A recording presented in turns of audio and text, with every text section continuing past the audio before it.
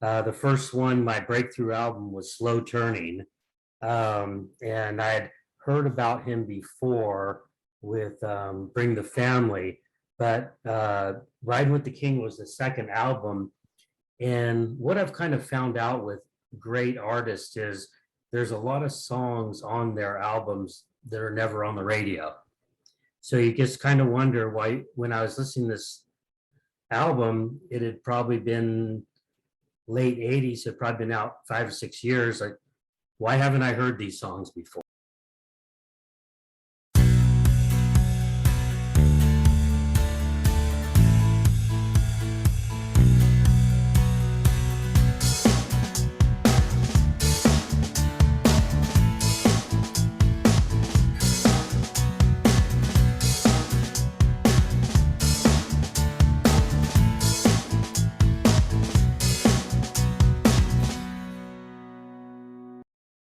Hello, everyone, and welcome to a new episode of Set Listening Bruce, your podcast all about Bruce Springsteen, his music, and mostly his fans.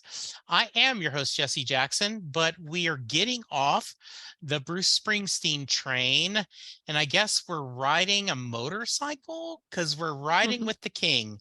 This is a kind of a crossover with our John Hyatt podcast, Perfectly Good Podcast.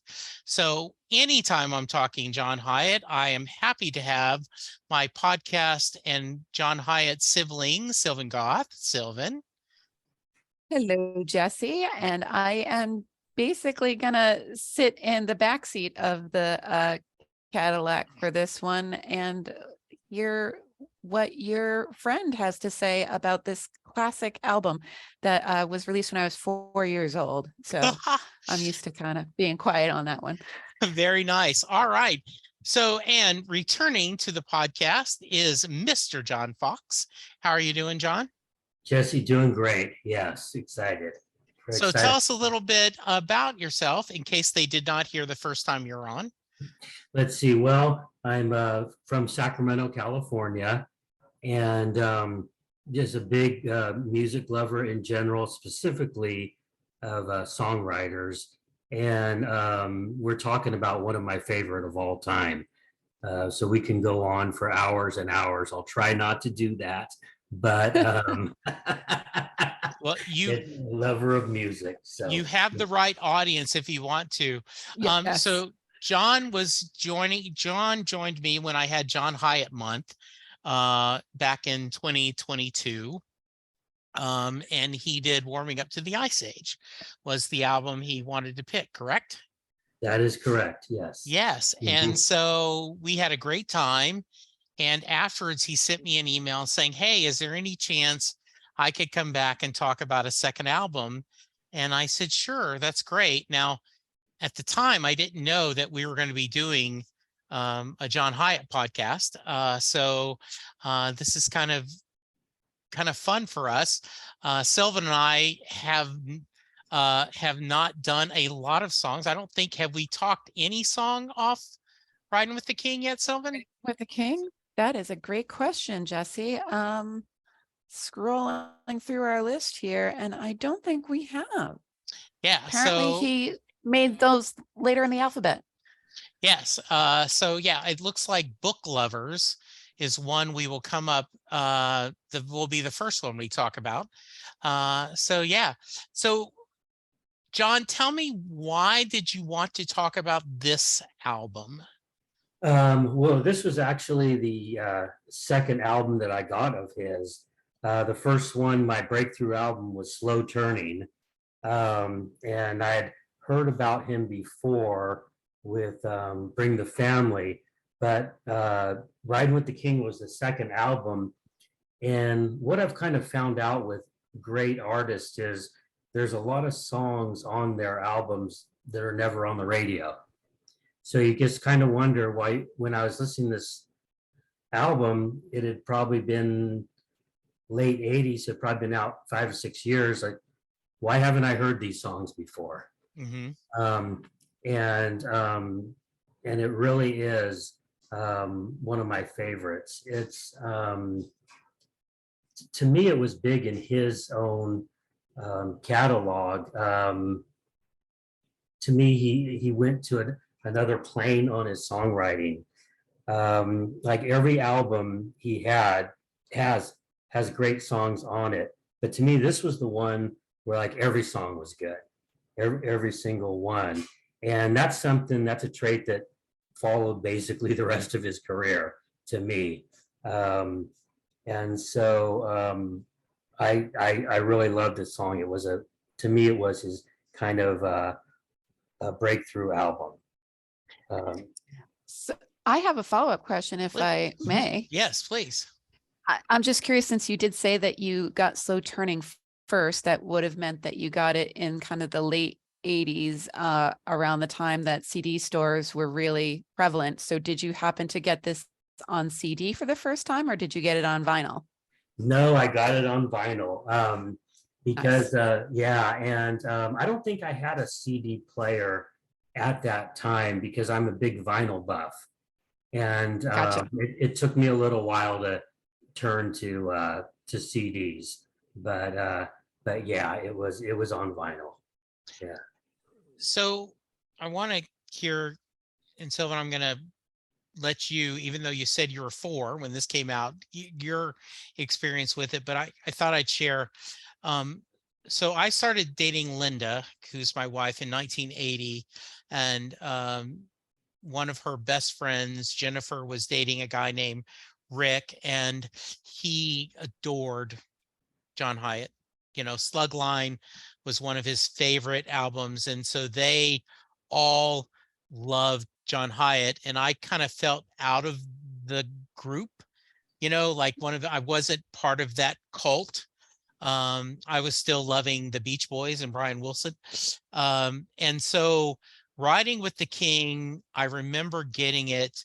I don't remember if this was a CD or a cassette, but I did get the release and I listened to it. At the time I was a I did outside sales. I called on restaurants, and I had this in the player going constantly. And it was the first John Hyatt album that I really loved.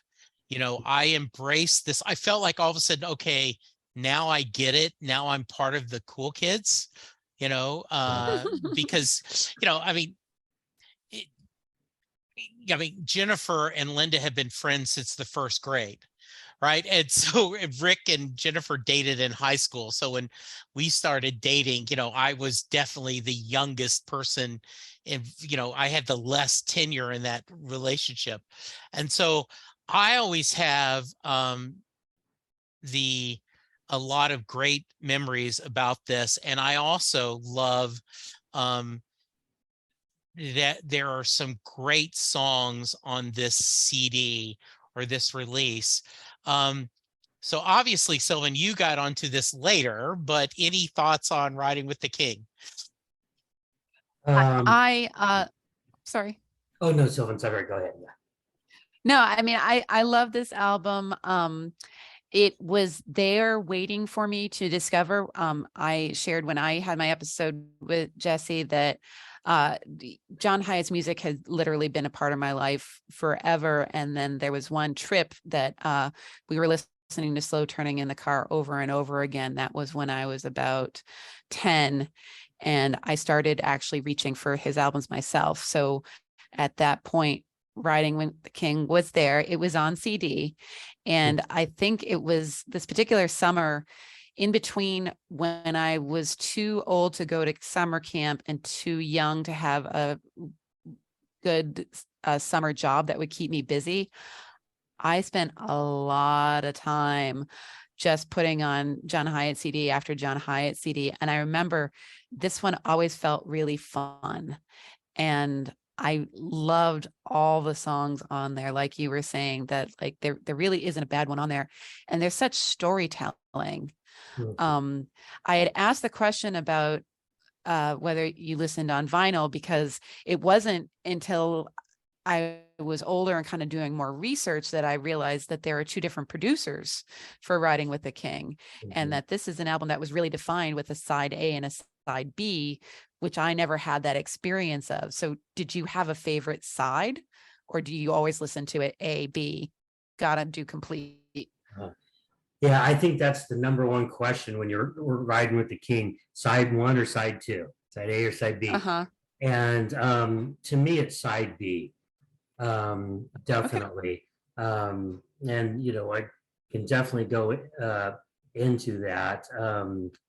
It's I like how you said the different producers, because usually an album was produced by one person way back then. And I like how one side was one and one side was the other. The first side had basically Scott Matthews was the whole band. He played drums, bass, keyboards, as well as backing vocals. The other side had the full band with Nick Lowe at the helm. Um, but really the all-star of that second band was Paul Carrick. And we all know him through Ace, that song how long has this been going on? And then he sang this Tempted by the Squeeze, and that was a big hit. And then he was on with Mike and the Mechanics. So this is a big name star as well. And I think the combination of Nick Lowe and Paul Carrick really put it overboard. And not to say anything bad about Scott Matthews, because he does a solid job, but there's an old saying, a jack of all trades, but a master of none, and I think Paul Carrick's keyboards, to me, really was the difference between side A and side B. They both have great songs on it, but that's my take on it. So, John, have you seen any of these performed live? I did see Riding with the King perform live, and he really did an extended version. This was, I think, right before COVID, probably 2017 or 18, and I can't remember if it was the last song before the encore or the encore, but he really extended it on stage, and something that he normally doesn't do. He'll play. He usually doesn't extend the songs too much from the records. What you get's what you get. But this was really good, and that's the only song I've ever seen live off of the album. So, Sylvan, you've seen him more than either of us, I'm sure. I know one of the things that I've always wished is he would go back to some of his older catalog and play some of those. I've heard him do Riding with the King twice, I think. But that's the only thing that is. Have you heard any of these live? That's a great question. I know I have heard Riding with the King, and I was wondering for either of you if you heard it soon after the B.B. King and Eric Clapton cover, and whether he did the revised bridge as opposed to the version that appears on this album. It seemed like he was doing that for a while, and then as often is the case, that the original really was the better version. He has gone back to he'll thank BB and Eric for covering it, but he won't talk about the red cape and the tuxedo, or no, he will talk about the cape and the tuxedo. He won't talk about, I don't know. I can't even remember right now. Sorry. No. Yeah. I saw him last year, and he ended with Riding with the King. That was the final song he did with the Goners. I've always wanted to hear Love That Harms. She Loves the Jerk. I mean, there are a lot of these that I would love to hear.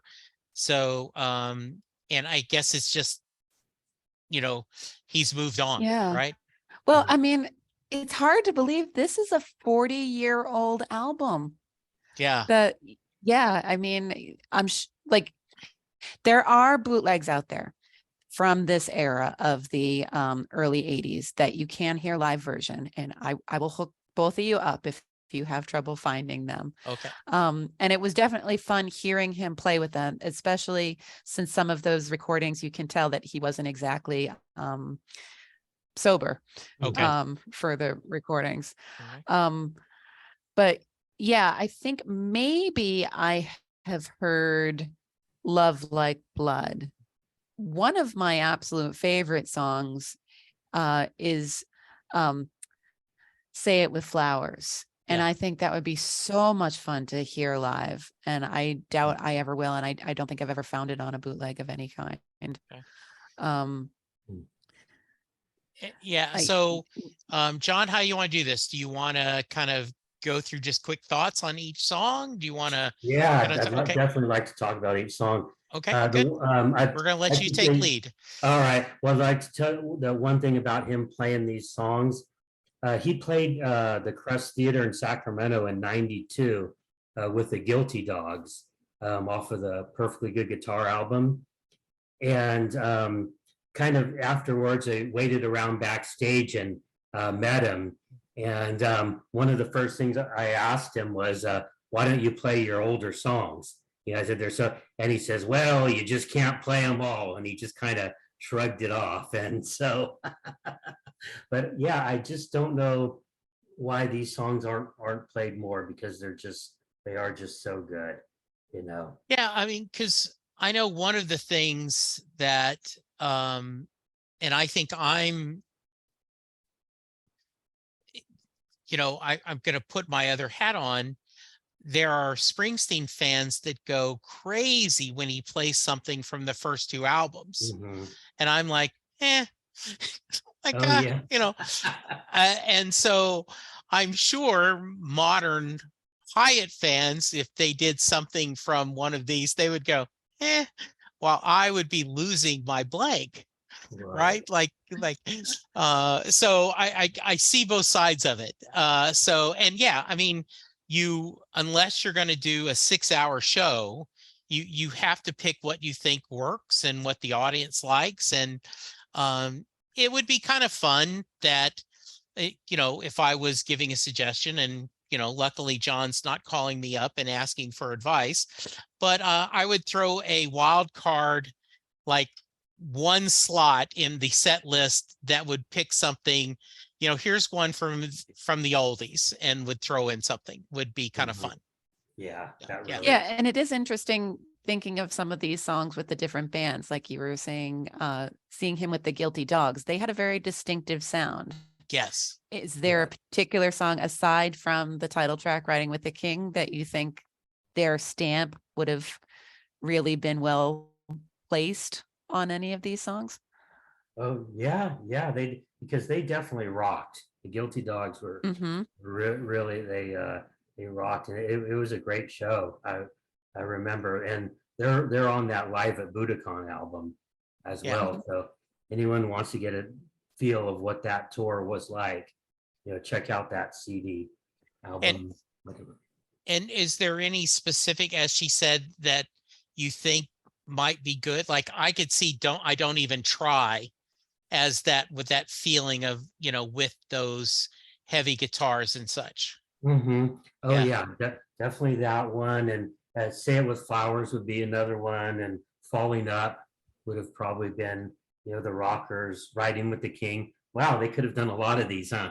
Yeah, exactly. Come to think of it. But, all right. But speaking of, I don't even try. Yeah, that's the first one. And to me, I was talking about the Scott Matthews. He was playing what I want to say, those cheesy kind of synthesizers that's really dated in the 80s. Whereas on side 2, Paul Carrick is the piano and organ. So it starts off with that guitar riff and those keyboards, but the lyrics just hold up really well, and then you hear this song, and there's kind of a recurring thing throughout the album of love gone wrong. Don't you think? There's a lot of the songs are about that we're going to get into. Bad Luck and Hard Times. It's a guy who's pining for this girl who has a new boyfriend, and then she's out on him as well. So the third and fourth line or lyrics, champagne parties and sweet love scenes. Now it's warm beer at midnights and girly magazines. I stack an empty cans up like a freshman in school. It's the kind of thing you're into when you ain't nobody's fool. Got my socks in the oven, something's growing in the sink. I can't begin to face a day without a couple drinks. Had a decent meal since you made me cry. Well, I used to be your lover, but I don't even try. That's great. I mean, you can just picture that whole scene. Everyone knows that person. Everyone knows has had that feelings and all of that. And his lyrics are just so descriptive. So Yeah. So we talked about before, by the way, we joined you that Sylvan and I aren't going to go too deep because we're going to be breaking down every song individually. But no, I please do. I do think that there is something about, and I hope I don't offend either one of you, but a sink full of dirty dishes just looks like your life's out of control, dude. Right? Mhm. Like you just given up. That just seems, like, dishwasher, wash a sink. Like, how hard is it to do this? And I do love that imagery. It is interesting that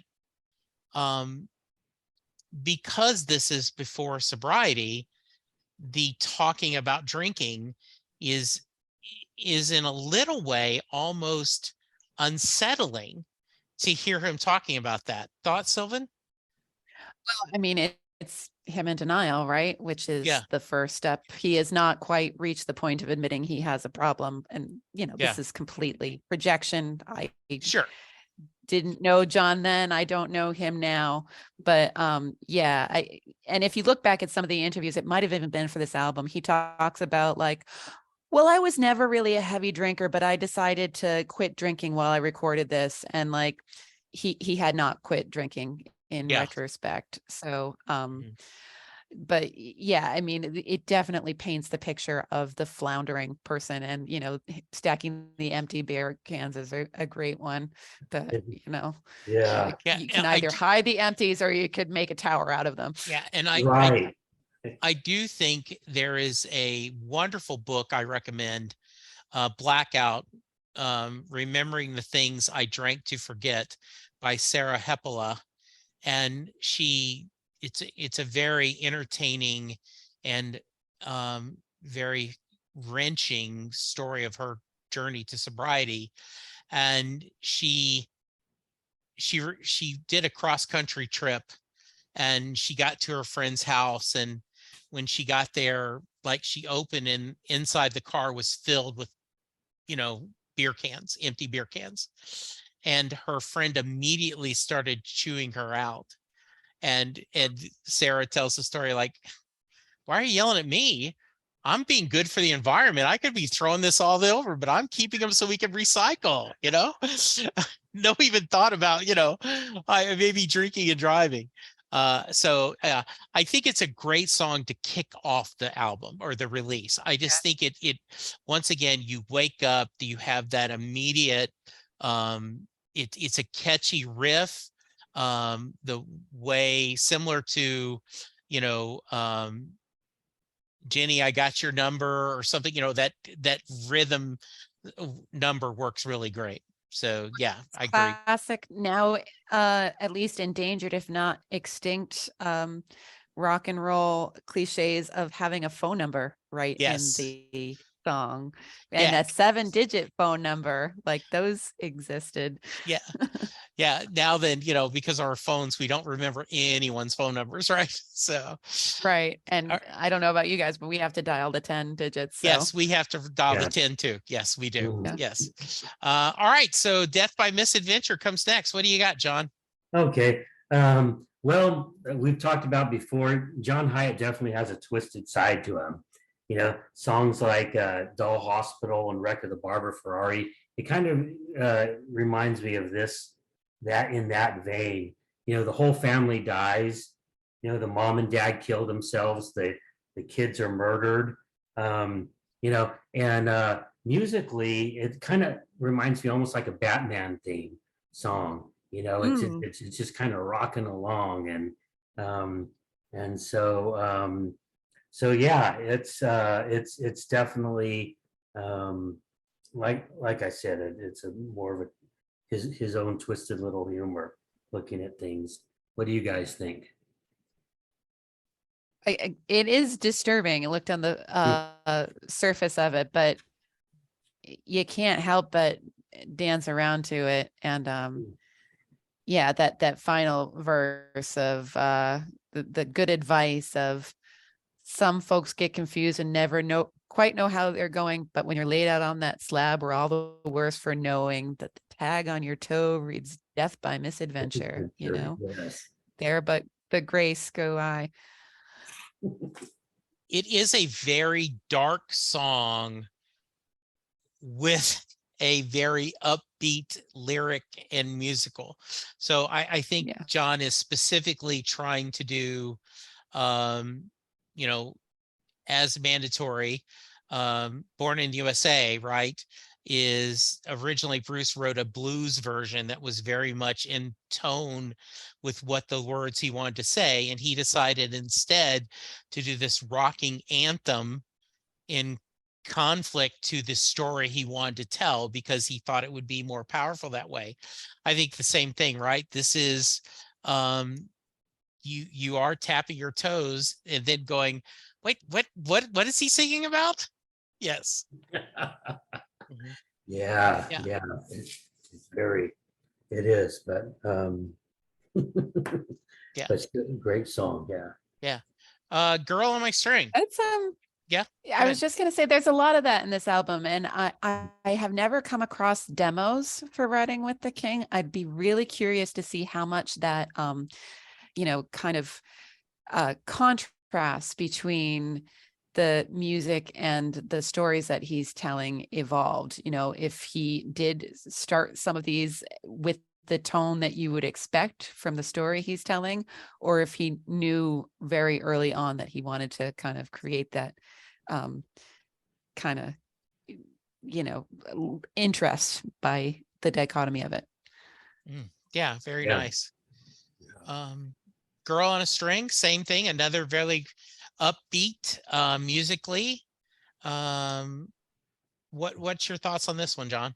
Well, it's another Love Gone Wrong song. The girl is, you know, the girl's the loser on this end because he's uh, he's not a very nice guy, you Mhm. know, and but she's sticking with him through thick and thin.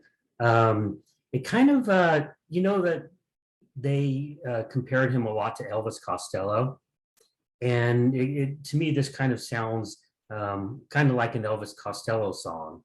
Um, he has a nice little guitar solo in there, and the only thing that I see wrong again is, and this is for me, is those the Scott Matthews synthesizers. I think that he's playing that, and I think that was the sound back then. Um, but yeah, the first verse he really kind of sets everything up. Talks about he's got her going up and down like a yo-yo, and she's never better than so and so. Um, so uh, so yeah, that's what I got from that. What do you think, Sylvan? It does. It paints such a picture, and like you want to reach out and help this girl, and I think it also plays right into She Loves the Jerk. It's interesting that they put a song in between those, because I almost feel like that's a story that continues through um the lyrics of both songs. But yeah, at the same time, you can't help but like want to sing along, especially with that girl on a string, just Yeah. a little play toy. It's so Uh, catchy. I promised I wouldn't sing it. That's the most you're ever gonna get from me. No, that's okay. Yeah, I agree. Yeah. Yeah, I agree with saying that this is really catchy, a lot of fun, and it is. This is a. This is not necessarily a healthy relationship, but I think a lot of songs on these are. Um, there is an exception or two, but most of these are not healthy relationships, right? No, they are not. Yeah. Um, I have gone looking for this. I know I heard at one point a live version where John actually dedicates Girl on a String to the American Congress for failing Oh, to pass the Equal Rights Amendment. nice. So I'm sure he would have something to say about, the Supreme Court appointments and so forth. So Nice. yeah, Okay, good. he used to be a lot looser with his opinions. Yeah. Now, what year was that? So would you remember? Do you? I don't know because I don't even know if when I had it, I had like the details of the Mhm. recording, but it would have Mhm. been soon after this. Okay. And I've also have heard a version where it is solo, much slower, just him and a piano, and it's what you would expect from the lyrics as opposed to that like Mhm. party kind of vibe. Mhm. So Okay. it's very adaptable. Wow. Nice. That Lover's Will. I guess Bonnie Raitt has done a cover, right? It Yeah. is. Yep. Yeah. What's your thoughts on this one, John? Um, so to me, it's the first just great, fantastic song on the album. Lyrically, it's brilliant. Um, again, these people, the feelings that they're having, and it's just all neatly condensed into three verses in the chorus. Um, Now, here Scott Matthews trades in his synthesizer for an organ, and that really takes the reins musically, and as well as the background vocals. I think this to me is his best um, um, showing on the album. But it's just brilliant. Like um, who will if love is the healer, who's the first one's ill? Lovers will. To me, that's just it's just it's I don't it just says so much to me without me repeating the whole lyrics. Anyone listening, take a listen to this one because it's really everything. It's a perfectly written song. Agreed. And I think a lot of other musicians have agreed with that too. There's a lot of covers out there. One of my favorites is actually Johnny Adams, who's a soul singer that had done also, she said the same things to me. And he's got such an amazing voice. It fits the melody that John built for this so much. And Amy Grant actually covered it with her husband at the time, Gary Chapman, which I think is almost kind of tragic knowing that they then, or no, that was Love Like Blood. Sorry, I am Okay. mistaking my love songs from Running with the King.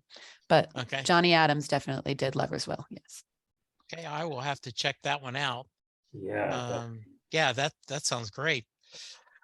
Uh, yeah, I agree. It's a great song. But if I could, I'm going to jump to, we had as I talked about, Linda had a really good friend, Jennifer, and this is not about Jennifer, I promise, but she had another friend that she has known since the second grade. And she ended up marrying somebody that most people did not approve of. They did not think that he treated her very well. She later divorced and was happy about that. But at the time, Linda thought She Loves the Jerk was as perfect of a song about her friend as there could be. That just this whole idea that the she loves the jerk. I mean, this guy treats her horrible, and I love the musical way of this, where they tell the story, and then it's almost like she loves the jerk, right? Like almost the sigh, like no matter what else I put, she just loves the jerk. John? Yeah. And we all know those relationships that, that people get into. And Sylvan, I think, it's a lot like Girl on a String, same type of scenario. But, this is John Hyatt just hitting the bullseye, on an emotion, on a situation, and telling it perfectly. No one else can write these lyrics, besides John Hyatt, or put it that way. And that really just, you know, really makes you think and say that, wow, this is it. So I love that song. Believe there is actually a video where John is like lip syncing to this, and it sounds like that would be silly, but he just captures the emotion so intensely and that I hang up the phone and pretend she's in my arms. Like you feel it physically in your body, what he's singing about there.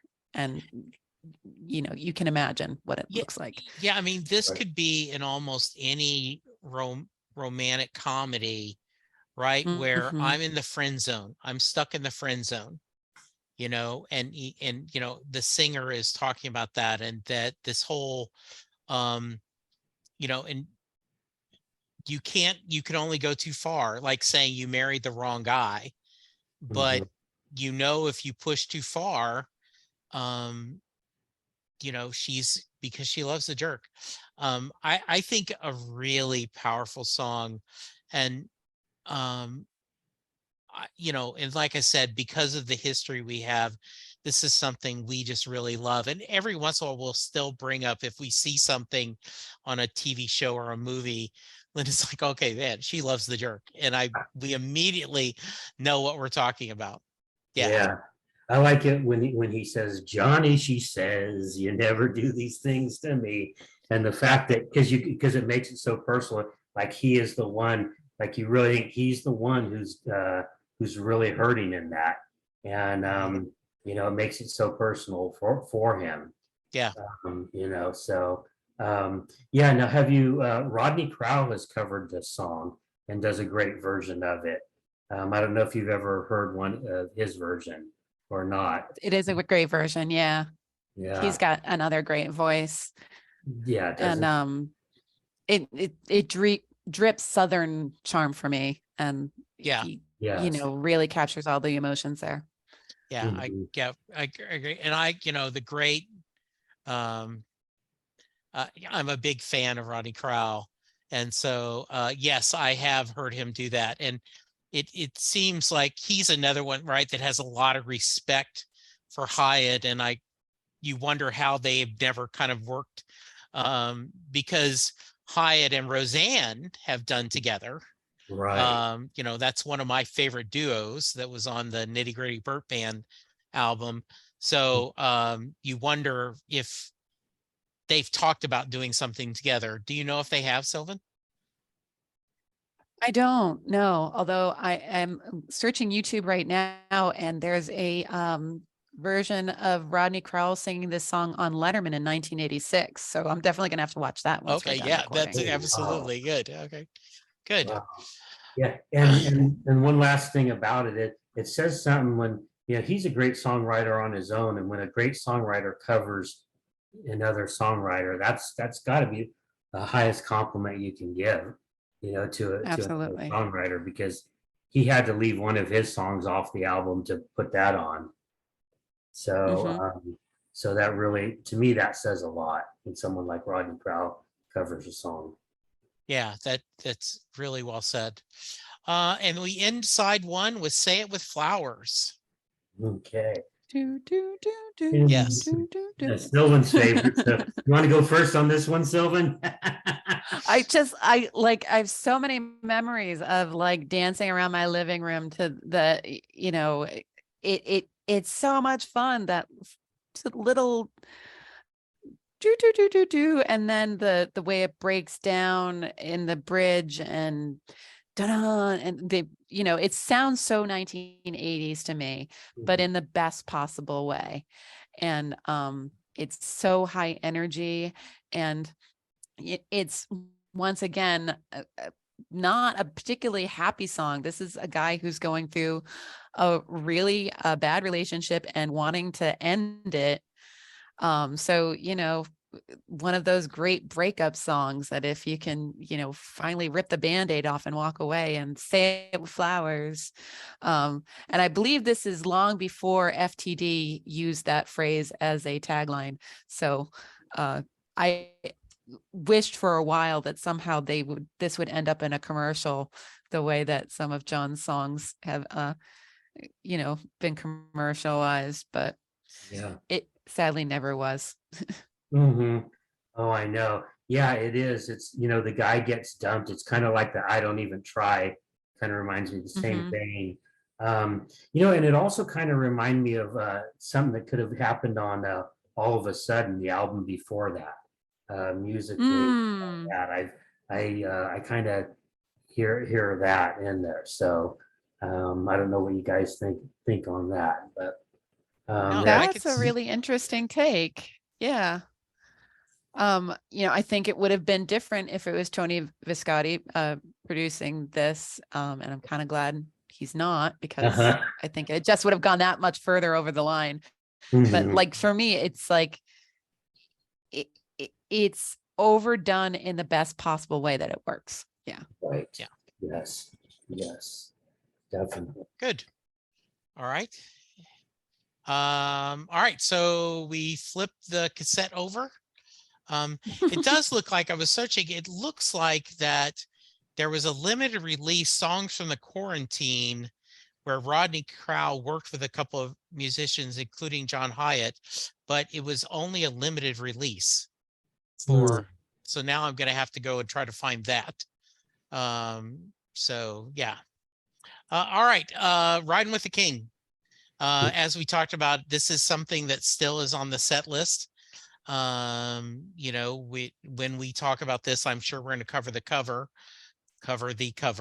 That seems redundant.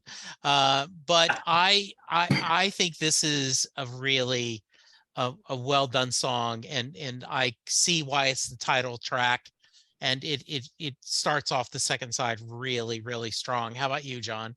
Yeah, definitely. It's so we got Nick Lowe and Paul Carrick and company. They're taking over. I really like how the organ and the guitar weave in and out, and it's a real funky groove. Um, the first and last verse. I think the first and last verse talk about himself. And the middle seems to talk about Elvis. I like the great. It's a great opening line. I dreamed I did a good job and I got well paid. Blew it all at the penny arcade. Yeah.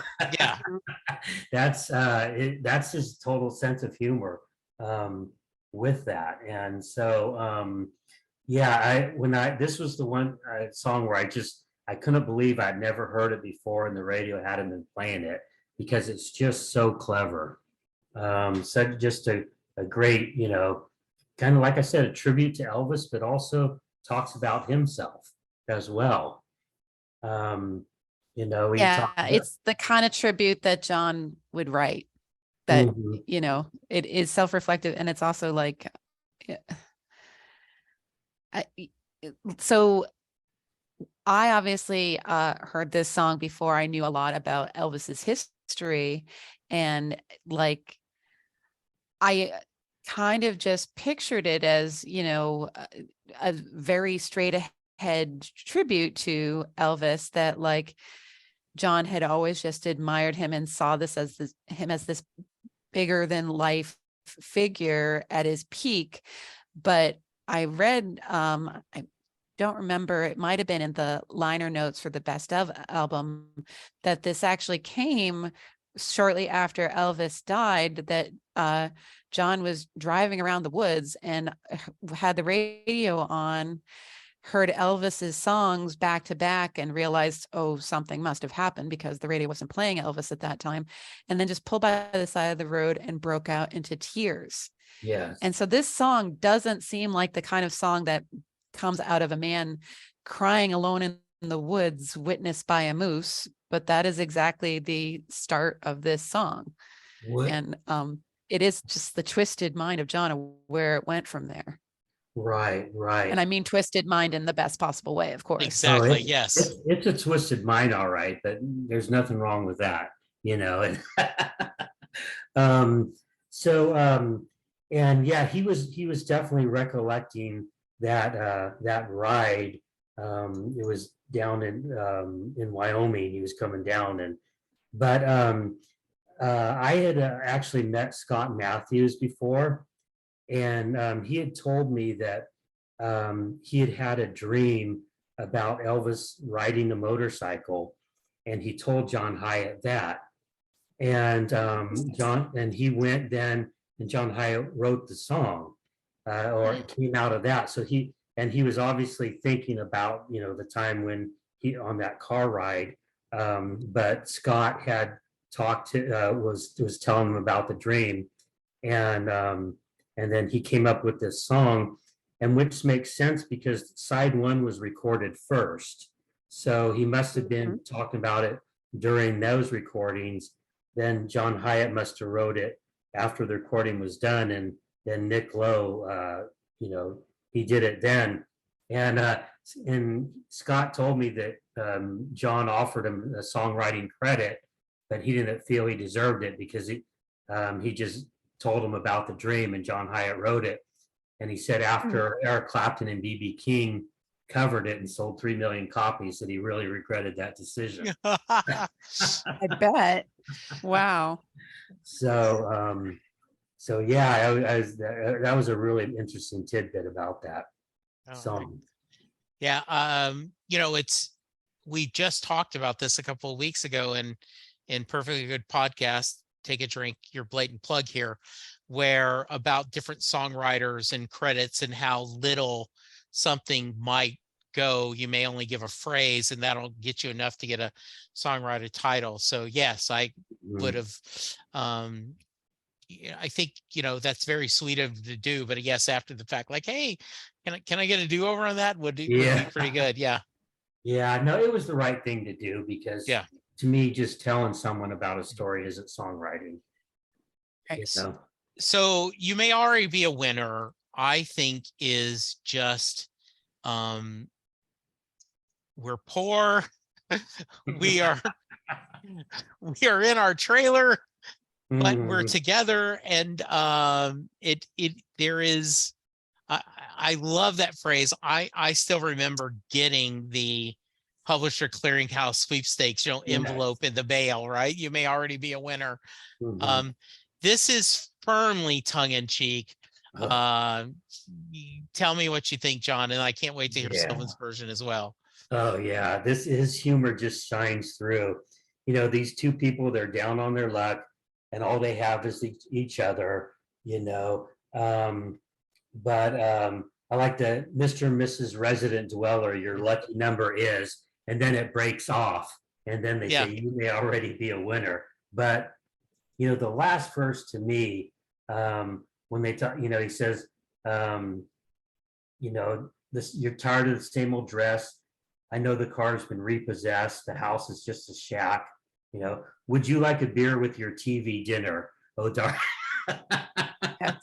Then you may already be a winner. So, you know, maybe it's just, hey, that all they have is each other. And I guess love is all you need, right? That's what the Beatles say. Yeah. Sylvan.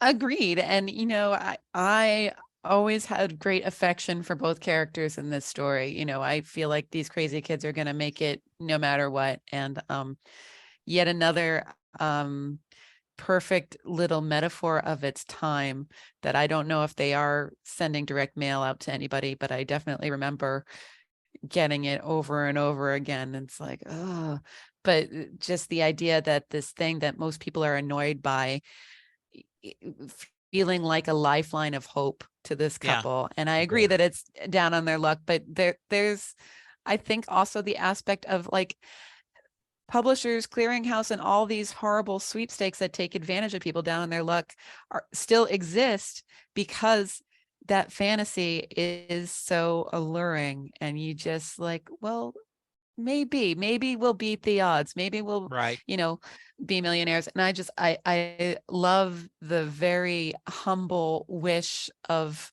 if we do cash in, we'll get a 10-speed blender, Yeah. Yeah, exactly. The idea we could win a house, an El Dorado, or maybe even a blender. Right. Yeah. Yeah. Yeah. I also think of the very first season of Roseanne, where her and Dan go to this restaurant that's pretty nice, right? And and he's like, we can't afford to do that. And she goes, oh, I've got a coupon.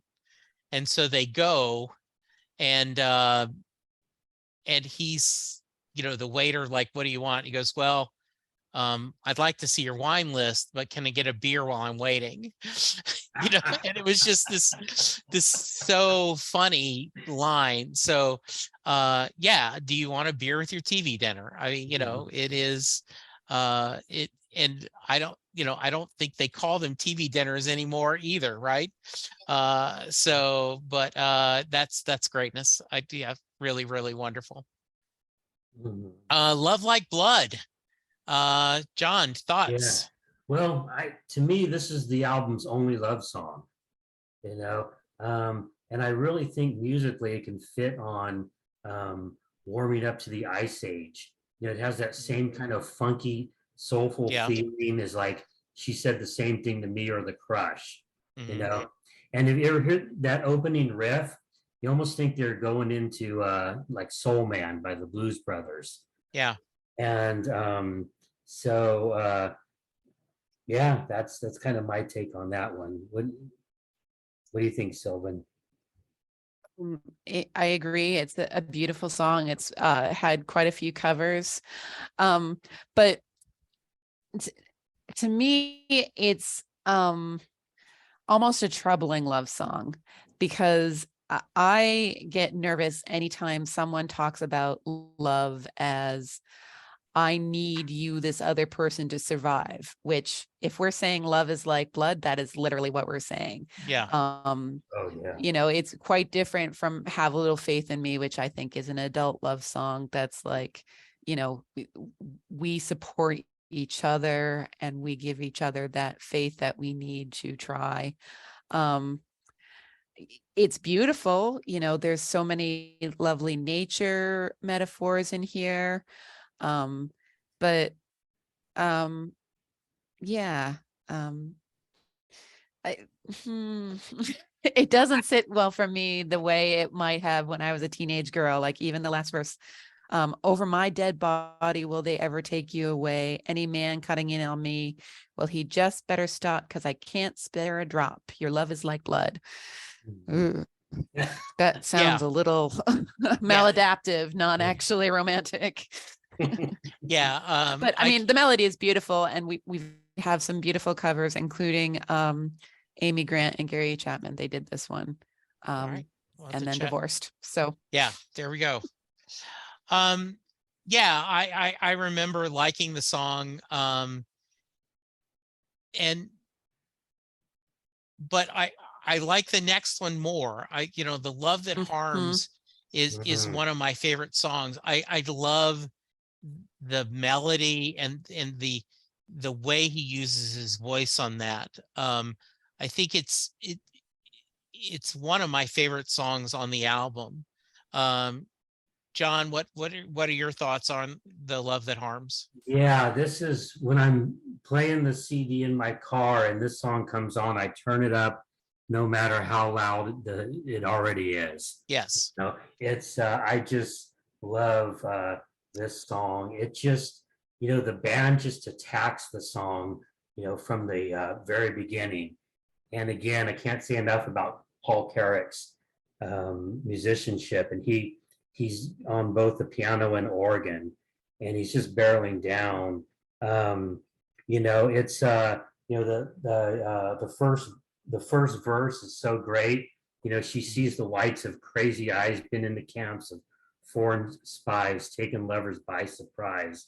The captive smiles, but all the while she's wearing a disguise. So she's captive. She's the one who's in captive, but she's in charge. She's, these guys who have her, they think they're in charge, but she's the one in charge.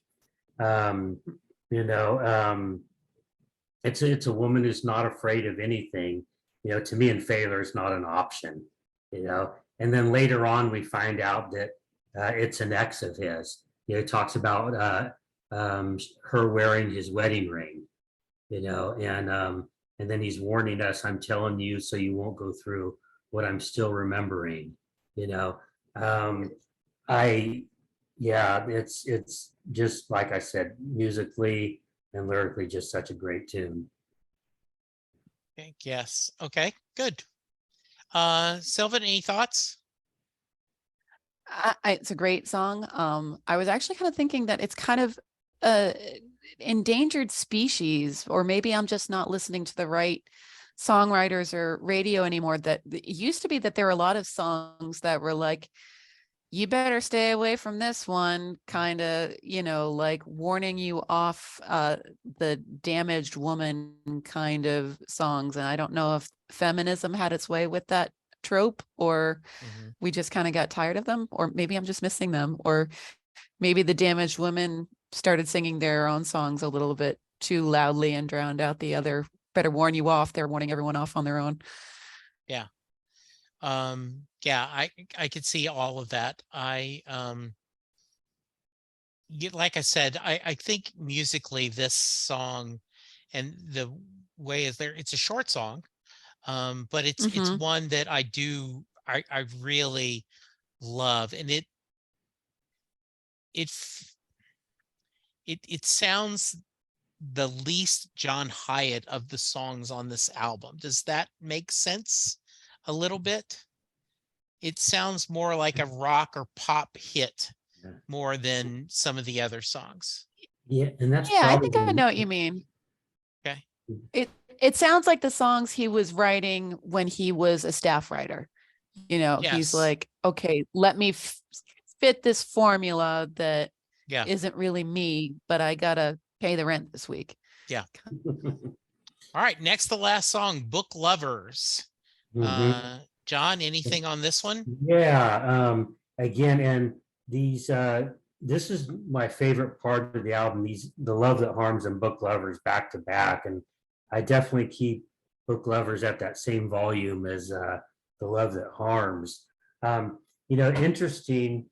It was written with his wife at the time, and they wrote two songs together. That's this song and Doll Hospital off All of a Sudden, and neither of them are about a happy relationship. As we all know, it didn't end so well. But I love the lines, crowds will gather for a twisted wreck. Well, all right, stare at me. You can just, God, you can just picture that. It's just another story of love that's turned into a tragedy. Then he says, you wanted love to be a fairy tale with a sleeping beauty scene. Now another prince has come and kissed you out of all my dreams. I mean, to me, those are just brilliant lyrics. They really are. It just says everything so precisely, and all of that. I just love that. It's another piano-driven song, and I really love the way he lays into the chorus when he sings it. And then the background vocals with Nick Lowe and Paul Carrick. Lyrically, musically, just a great performance. Yeah. Sylvan, anything to add? I don't have anything to add, but thank you for reminding us that Doll Hospital was the other co-write with Isabella. It's a very sad story, obviously, how their marriage ended, and obviously her life ended. So it's kind of interesting that these two songs play with the idea of that little girl innocence and dreaming beyond reality of fairy tales and the Barbie castle or what have you. So yeah, a song. I don't think I could listen to it and not be a little bit sad though. Yeah, Mm. I agree. I think there is that in there. Yeah. All right. And then we finish it up, right? Yep. So thoughts on this last one? Falling Up. Yeah, it has that rocking Bo Diddley riff. Mhm. And real props to the drummer on that song. He's just pounding on those tom toms, and to me, it's just a real fun, party song. Kind of Say It With Flowers. They ended the first side with an upbeat rocking song, and he ended the second side also as well. So I bet that song would have been real fun in concert as well. He would have really done a good job on that one. Okay. I don't have anything specific, about this this song. How about you, Sylvan? I agree. It's a fun and I love the way he's playing with the images of, kind of the con man type. It's also on the tribute album Rolling Into Memphis, covered by CJ Chenier. So if you want to hear a Zydeco version of this song, which if you haven't heard, I hope you can actually imagine how that, washboard and accordion can play right into this kind of funky rhythm. It works really well. But yeah, I gotta go find that. Yeah, I Yeah. definitely will. Yeah, you Yeah. really piqued my interest. That Yeah. would be really good. Wow, sure, yes. the I had accordion can surprise us. Oh Yes. oh yeah.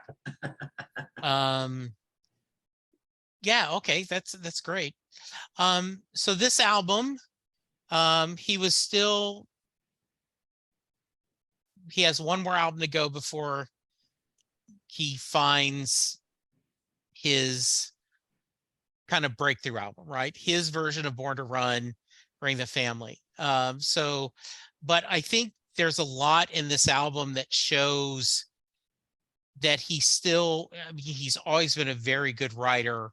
And, I think he's still working on finding the voice he wants to do. How about you, Sylvan? Thoughts on this, just in general terms of the catalog? Yeah, I think it's really epitomizes the Geffen years, that Yeah. there's all this expectation and this oomph behind it, but it's with it not quite fitting the man. The suit's just a little bit awkward on him and not quite working. But I mean, song by song, you both said it well, that there's so many great songs there. The production here is really fun to listen to. The songwriting is top notch. And I would totally pass this album to someone and say, this is what you need to know about John Hyatt. But I'd also pass them some other stuff too. Yeah. John, how about you? Yeah, well, yeah, I agree with all of that. I would definitely, pass this one on. But like I said earlier, this was his first album where every song was good, and I think there were a lot of albums that followed that. I can't think of one right now that broke that. Um, but yeah, this was definitely the turning point for him, even not commercially, but but you look at the people who are on this album, the Nick Lowe's and the Paul Carricks, these master producers, the hotshot producers of the time, of Ron Nagel and Scott Matthews. And even though he wasn't selling a lot of albums, they were all willing to work for him, and that kind of says a lot, about John Hyatt at the time. I mean, he was probably, I guess you'd call a well-kept secret, among the music industry. A lot of people were covering his songs, but he wasn't selling tons of them tons of records at that point. But yeah, to me, it was it. He went on a new plateau, which he really hasn't stepped down since. That's my thought on that one. Yeah, Sylvan, any other thoughts? I think he covered it quite well. Yeah, I think so too. I think that if someone came to me and said, hey, I've really, I've enjoyed some of the later Hyatt stuff, and I've gone back to Bring the Family and those others, is what's something from his early other stuff that I should check. I would probably give them this one first. I mean, Slugline was my first album that we bought, but I would probably give them Riding with the King and go, here is a good side example of his songwriting at the time and his sense of humor. I think this is a good kind of, as you said so well, sums up the Giffen years, right? That this is what he was trying to do. So very nice. Cool. John, thank you. This was a lot of fun. If someone wants to reach you, how can they? You can reach me at johnfox6577@gmail.com.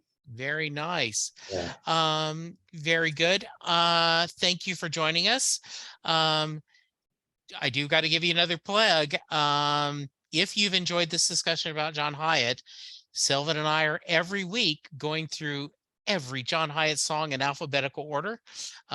We take the song, we talk about the basic facts, and we share our thoughts, and we end up rating the song. And sometimes we even disagree with each other on the ratings.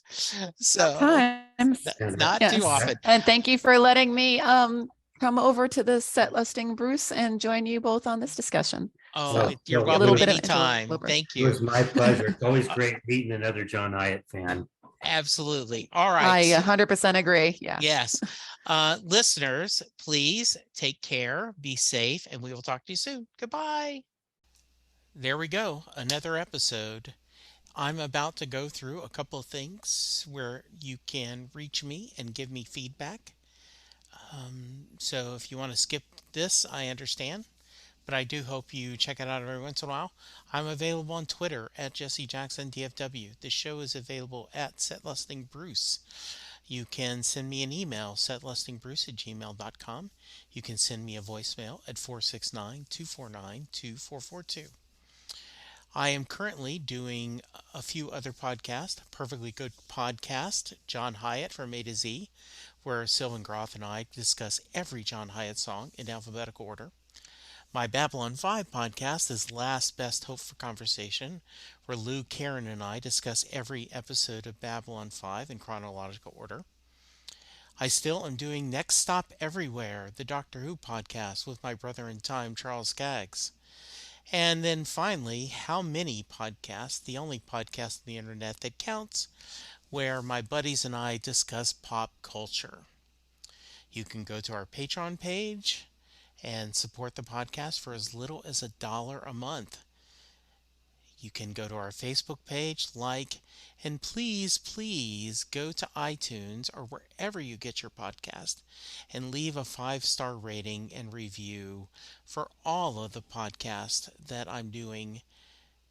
It's okay if you don't listen to them, but if you subscribe and rate, it really will make my day better. Thank you, and I will talk to you soon.